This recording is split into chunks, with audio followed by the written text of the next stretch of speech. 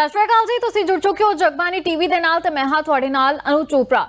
ਕਲਯੁਗੀ ਮਾਂ ਦਾ ਕਾਰਾ ਸਾਹਮਣੇ ਆਇਆ ਹੈ। ਦੱਸਦੇ ਕਿ ਇੱਥੇ ਮਾਂ ਦੇ ਵੱਲੋਂ ਆਪਣੇ ਨਿੱਕੇ ਬੱਚਿਆਂ ਦਾ ਕਤਲ ਕਰ ਦਿੱਤਾ ਗਿਆ। ਜੀ ਹਾਂ, ਦੱਸਦੇ ਕਿ ਬੇहद ਹੀ ਹੈਰਾਨੀਜਨਕ ਇਹ ਖਬਰ ਸਾਹਮਣੇ ਆਈ ਹੈ, ਜਿਸ ਵਿੱਚ ਇੱਕ ਮਾਂ ਦੇ ਵੱਲੋਂ ਆਪਣੇ ਹੀ ਮਾਸੂਮ ਬੱਚਿਆਂ ਨੂੰ ਮੌਤ ਦੇ ਘਾਟ ਉਤਾਰ ਦਿੱਤਾ ਗਿਆ। ਦਰਅਸਲ ਇੱਥੇ ਜਾਣਕਾਰੀ ਜੋ ਸਾਹਮਣੇ ਆਈ ਹੈ ਉਸ ਮੁਤਾਬਿਕ ਦੱਸਿਆ ਜਾ ਰਿਹਾ ਹੈ ਕਿ ਇਸ ਔਰਤ ਦੇ ਵੱਲੋਂ, ਜਿਸ ਦਾ ਨਾਮ ਮੁਸਕਾਨ ਹੈ, ਇਸ ਨੇ ਆਪਣੇ ਪ੍ਰੇਮੀ ਦੇ ਨਾਲ ਰਹਿਣ ਖਾਤਰ ਜੋ ਆਪਣੇ ਬੱਚਿਆਂ ਨੂੰ ਜ਼ਹਿਰ ਪਿਲਾ ਦਿੱਤਾ ਤੇ ਜਿਸ ਤੋਂ ਬਾਅਦ ਦੱਸਦੇ ਕਿ महज 1 साल ਦੀ ਮਾਸੂਮ ਬੱਚੀ ਤੇ 5 ਸਾਲ ਦੇ ਲੜਕੇ ਨੂੰ ਜਿਹੜਾ ਇੱਥੇ ਉਸ ਦੀ ਮੌਤ ਹੋ ਗਈ ਹੈ। ਤਾਂ ਦੱਸਦੀ ਹੈ ਕਿ ਮੁਸਕਾਨ ਵਜੋਂ ਇਸ ਔਰਤ ਦੀ ਪਛਾਣ ਹੋਈ ਹੈ ਤੇ ਇਹ ਆਪਣੇ ਪ੍ਰੇਮੀ ਦੇ ਨਾਲ ਰਹਿਣਾ ਚਾਹੁੰਦੀ ਸੀਗੀ। ਪ੍ਰੇਮੀ ਦੇ ਨਾਲ ਇਸਨੇ ਭੱਜਣਾ ਸੀਗਾ, ਲੇਕਿਨ ਇੱਥੇ ਪ੍ਰੇਮੀ ਨੂੰ ਮਨਜ਼ੂਰ ਨਹੀਂ ਸੀਗਾ ਕਿ ਇਸ ਦੇ ਬੱਚੇ ਵੀ ਉਹਨਾਂ ਦੇ ਨਾਲ ਰਹਿਣ। ਤਾਂ ਜਿਸ ਤੋਂ ਬਾਅਦ ਦੱਸਦੇ ਕਿ ਇਸ ਔਰਤ ਦੇ ਵੱਲੋਂ ਆਪਣੇ ਹੀ ਨਿੱਕੇ ਬੱਚਿਆਂ ਨੂੰ ਮੌਤ ਦੇ ਘਾਟ ਉਤਾਰ ਦਿੱਤਾ ਜਾਂਦਾ ਹੈ। ਤਾਂ ਇਹਨਾਂ ਬੱਚਿਆਂ ਦੀ ਉਮਰ ਇੱਕ ਦੀ 5 ਸਾਲ ਸੀਗੀ ਤੇ ਦੂਸਰੀ ਬੱਚੀ ਦੀ ਉਮਰ ਜਿਹੜੀ ਹੈ 1 ਸਾਲ ਦੱਸੀ ਜਾ ਰਹੀ ਹੈ।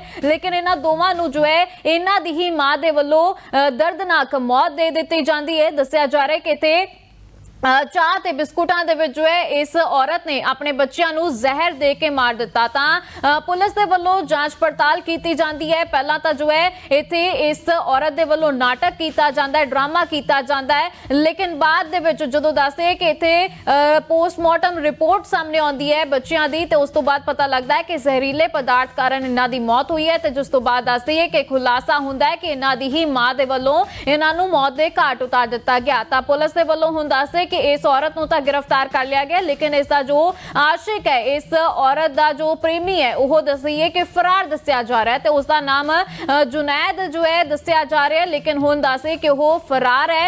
लेकिन दूजे पासे इस औरत नूं जिसने अपने बच्चों नूं मौत दे घाट उतार दिता, इस नूं पुलिस दे वल्लों गिरफ्तार कर लिया गया है। तो मामला तुहानूं दस दिंदे हां कि उत्तर प्रदेश के मुजफ्फरनगर तो सामने आया है। जी हां, मुजफ्फरनगर दे विच इस औरत दे वल्लों जो है अपने निक्के मासूम बच्चों ਨੂੰ मौत ਦੇ ਘਾਟ ਉਤਾਰ ਦਿੱਤਾ ਜਾਂਦਾ ਹੈ। ਤੇ ਕਾਰਨ ਸਿਰਫ ਇਹ ਕਿ ਇਹ ਔਰਤ ਜੋ ਹੈ ਆਪਣੇ ਪ੍ਰੇਮੀ ਦੇ ਨਾਲ, ਆਸ਼ਿਕ ਦੇ ਨਾਲ ਰਹਿਣਾ ਚਾਹੁੰਦੀ ਸੀਗੀ। ਉਸ ਦੇ ਆਸ਼ਿਕ ਨੂੰ ਇਸ ਦੇ ਬੱਚੇ ਮਨਜ਼ੂਰ ਨਹੀਂ ਸੀਗੇ, ਜਿਸ ਦੇ ਚੱਲਦਿਆਂ ਇਸ ਔਰਤ ਦੇ ਵੱਲੋਂ ਆਪਣੇ ਬੱਚਿਆਂ ਦਾ ਕਤਲ ਕਰ ਦਿੱਤਾ ਗਿਆ। ਸੋ ਹੁਣ ਪੁਲਿਸ ਦੇ ਵੱਲੋਂ ਕੀ ਕੁਝ ਜਾਣਕਾਰੀ ਦਿੱਤੀ गई है वो भी ਤੁਹਾਨੂੰ सुना देने हैं।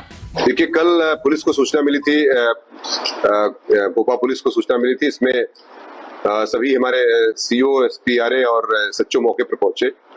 जब मौके की तफ्तीश की गई तो इसमें एक सनसनीखेज घटना थी। 2 बच्चे थे, एक 1 साल की बच्ची थी और एक 5 साल का बच्चा था, जिसमें जो है दोनों की संदिग्ध परिस्थितियों में मृत्यु हो गई थी। कोई जाहिर चोट नहीं थी। इसमें जांच की गई तो पोस्टमार्टम रिपोर्ट आई है, उसमें विसरा प्रिजर्व किया गया है। साथ ही साथ उसमें एक महिला जो उसकी माँ है, उससे पूछताछ की गई तो पता चला कि उनका जो पति है ये कुछ दिनों से चंडीगढ़ कमाने के लिए गया है और था किसी बीमारी से भी अभिशप्त है वो। तो इस दौरान ये जो पूछताछ कड़ाई से की गई महिला से, तो महिला ने अपना जुर्म स्वीकार किया और उसने बताया कि चाय और बिस्किट के साथ उसने उसको कुछ इंसेक्टिसाइड जो एक जहर होता है वो उसको बच्चों को दे दिया था, जिससे बच्चों की मृत्यु हो गई।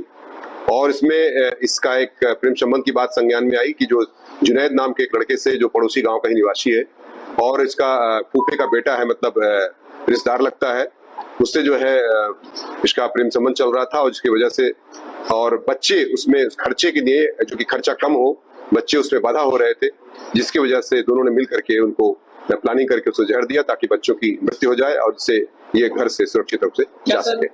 बच्चों को मारने के बाद उनकी आपस में शादी करने की तैयारी, उनको खर्चे की बात सामने आई। निश्चित तौर से उनका घर से भागने का प्लान था, ऐसा उन्होंने स्वीकार किया है अपने बयान में। और ये घर से छोड़ के चले जाते, बच्चे उसमें बाधा आ रहे थे, जिसकी वजह से इनको उन्होंने पॉइजन देकर के उनकी मृत्यु का कारक बनी है ये सारी परिस्थितियां।